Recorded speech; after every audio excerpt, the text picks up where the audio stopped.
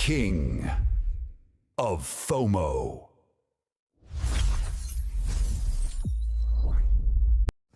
What's up, everybody? King of Fomo here, coming at you with your daily crypto update. All right, so we're going to talk about Texitcoin. I'm going to give like a fresh overview of this whole thing. I've been talking about this for a few months, and I know not everyone's been watching all of my videos religiously every day. So this will be a good refresher if this is your first time looking at Texitcoin. And again, like I've been saying, this is really one of the only things that I'm doing in crypto right now. I'm doing a few other things that I've been doing for years, like staking and all that type of stuff. But this is kind of what I'm dipping my toes in as far as the passive profit space in the crypto space, and it's been working really, really nicely. Currently, as you can see in the top left corner of the screen, Texitcoin is sitting at $4.44. This is pretty good. It's gone down over the past week or so from $5 and some cents to here. And if you watch my last video that I made on Texitcoin, we actually did a really good job. We sold at the top, right? I sold about half of my Texitcoins, about $5,000 worth of coins at the $5 mark. And then we've been dipping ever since. So this is going to be probably a pretty good time to get back in if you're looking at just purchasing and holding the Texitcoin over time. So looking forward to that, and we're going to see kind of the future of where this thing can go by looking at these numbers right here. So this is the website right here. So what we're going to do is we're going to just look at all these charts right here and talk about them. So first of all, let's go to hash rate. So hash rate is what I'm going to talk about first. We're sitting at, for November, 1.14 terahash. Now I started this, I think, around in July of this year. So in July, we were sitting about 400 gigahash. So that's more than double the hash rate increase in a span of just 4 months, which is really nice. Now, just to show our comparisons, that might not mean very much to you guys, especially those of you who don't really know anything about crypto mining. But the hash rate is essentially how much mining power is being put into this coin. The higher the hash rate, that means more miners are out there across the world. More people have these machines that are cranking out and mining this coin. And that's a good thing, because the more machines you have, the more faith you have in the coin, the more interest you have in the coin, and the more diversity you have in the coin overall. So 1.14 terahash is pretty good, but again, let's make that number make a little more sense to those of you who have been in crypto. We're going to compare it to what it's based off of. So Texitcoin is sort of a fork of Litecoin, if you did not know. And the whole vision of Texitcoin is to be the sort of the way to introduce a new way to get into Bitcoin and crypto with a focus on Texas, and they're doing a really good job with it. So looking at Litecoin's hash rate when it was 1.15 terahash, if we look back, it was about November of 2015, so a little over 10 years ago is when Litecoin was at this. So you can see that it's increased a pretty high amount over the past 10 years, right? And we're looking at petahash right now. So right now, Litecoin's sitting at 3.23 petahash, and it takes 1,000 terahash to get to a petahash. So you can imagine the growth potential that Texitcoin has. If it reaches the same level as Litecoin in terms of mining, you're looking at over a 100x in mining power.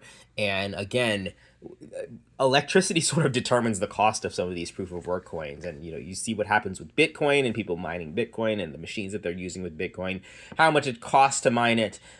Is pretty close to the reason why people are mining in the first place. Bitcoin is sitting at close to $100 and something thousand, and you can imagine if the electricity that's being put into Texitcoin increases over time, and people jump into it, and you increase the hash rate, naturally price usually follows that if it's a successful coin. All right, going back down here, hash power. So I'm gonna kind of move these things out to the monthly rate just to explain a little bit better. Hash power. So in order to mine Texitcoin right now, you have to go within the back office here. So when you get signed up, essentially what you're signing up for is you're signing up for a mining machine to mine your own Texitcoins and send those out to you. So what this is right here is purchased hash power. So the Texitcoin company is buying these miners and setting them up and selling the hash power to people. That's what you're doing when you're signing up for Texitcoin and getting these miners. So the amount of sold hash power right now is sitting at 18.92 terahash, and the purchased hash power is higher than that. So that means that that's a good thing. So they're not overselling what they have. That means they're If the sold hash power was higher than the purchase hash power, then they're giving out more than they're actually getting in. And that's not the case. Since they have more purchased, more power than they sold, they're getting back more TXC than they're giving out. So it's a sustainable model as long as that purchase hash power is above it. Use of funds. There's been about $120 million earned in Texitcoin. You can see that that's split up many different ways. And this is pretty transparent right here. I like the fact that this is here. 41% has been given out in commission. 32% is income for Texitcoin people. Liquidity is $10.35 million in liquidity in the exchanges. So you can kind of see that. The mine costs $11 million to run. Overhead costs $4.46 million for electricity, things like that. Promotion, $5 million. So that's how the funds are being used in the system overall. TXC shared, so this is how much is being paid out to people. You can see this is a big dip. Now the reason why it's a big dip is because the hash power increases and the difficulty also increases, so the amount of TXC that people can get decreases because there's just more wealth to be spread around to more people because more people are mining the coin and the coin is getting more difficult to mine. So this is naturally supposed to decrease over time as you're seeing the TXC shared. Miners, so obviously the majority of the miners are in the United States. Over 70% of the miners are in the US, including Texas, and then we're starting to see some other countries get involved in here as well. I think that's was that close to about 20% of from other countries and growing. Revenue and commission, let's extrapolate that out to a month. You want to kind of ignore these last 2 months, well, the last dip right here, because this month's not finished yet. But we did have a little bit of a dip from October, September to October, and it's not that big of a dip. You can see it's pretty good gradual increase over time. We've had dips in the past in terms of revenue and commission, but I think as the crypto market sort of weakened over the past month, people weren't as interested in getting into this. But overall, we're seeing some massive growth in Texitcoin, and that's what we want to look at is the overall. Obviously, nothing is going to have a straight line up forever.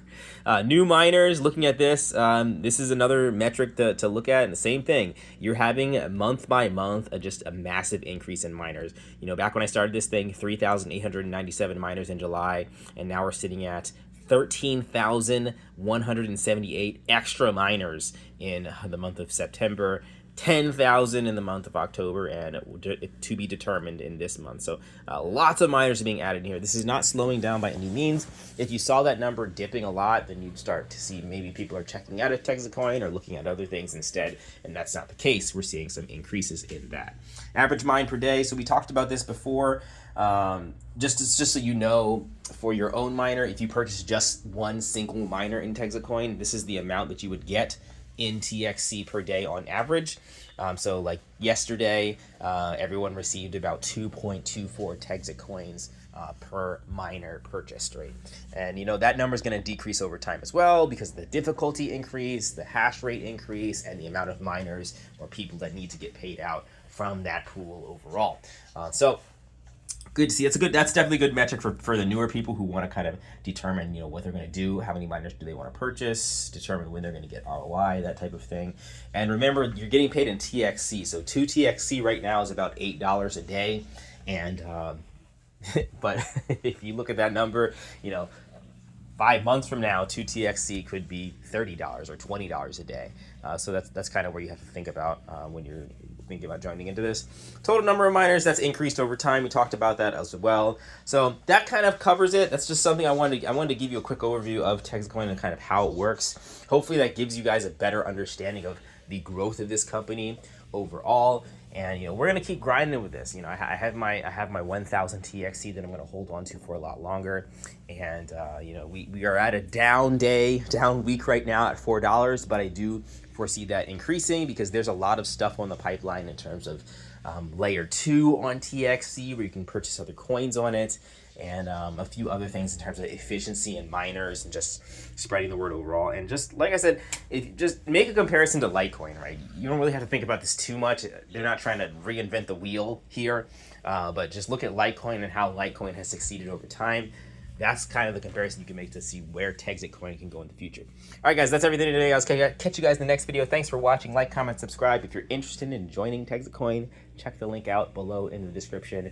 It takes about a day for your account to get active as far as I know, so don't panic.